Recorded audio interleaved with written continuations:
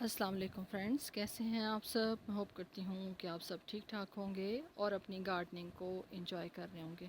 Friends, आज की जो वीडियो है वो मेरी अजवाइन के ऊपर है और मैंने अजवाइन को ग्रो किया है।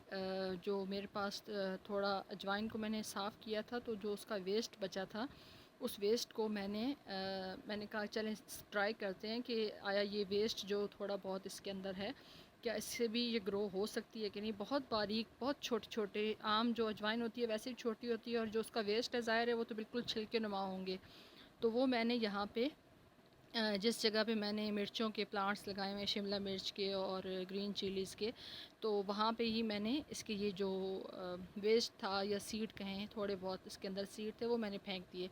अच्छा, उसमें ये हुआ कि इसको तकरीबन आज से 4 माह हो गए हैं, 3 से 4 माह तो यकीनन हो गए होंगे, इतना टाइम इसको हो गया है। तो उसके बाद कुछ टाइम के बाद मैंने यहाँ पे देखा कि कोई चीज़ जर्मिनेट हो रही है, क्योंकि इसके लीफ शुरू में ऐसे लगते हैं कि जैसे आपने धनिया जो है उसको ग्रो किया हुआ है, या सौंफ को अगर आप ग्रो करते हैं तो सौंफ भी बिल्कुल इसी तरीके से सौंफ के भी लीफ होते हैं।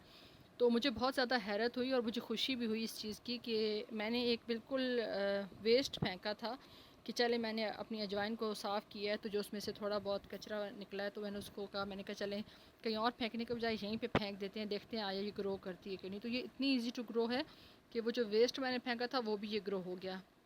और अब माशाल्लाह से इसके ऊपर जो है वो फ्लावरिंग हो रही है। आप देखिए कितने खूबसूरत इसके फूल हैं।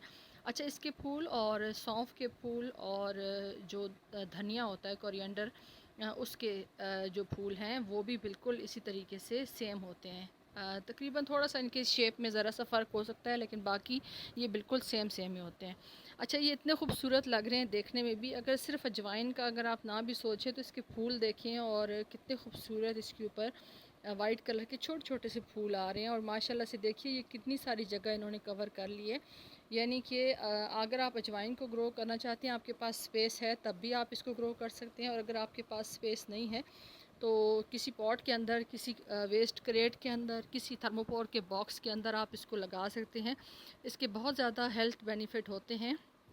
तो कुछ जो बेनिफिट हैं वो मैं आपके साथ आज शेयर करती हूँ।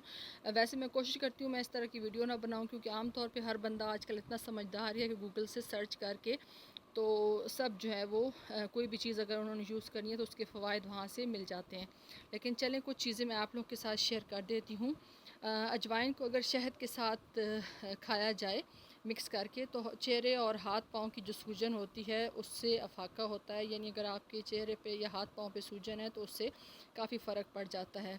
उसके अलावा पेट के दर्द, बदहज़मी के लिए अजवाइन और नमक मिक्स करके खाने से भी काफ़ी अफाका पड़ता है।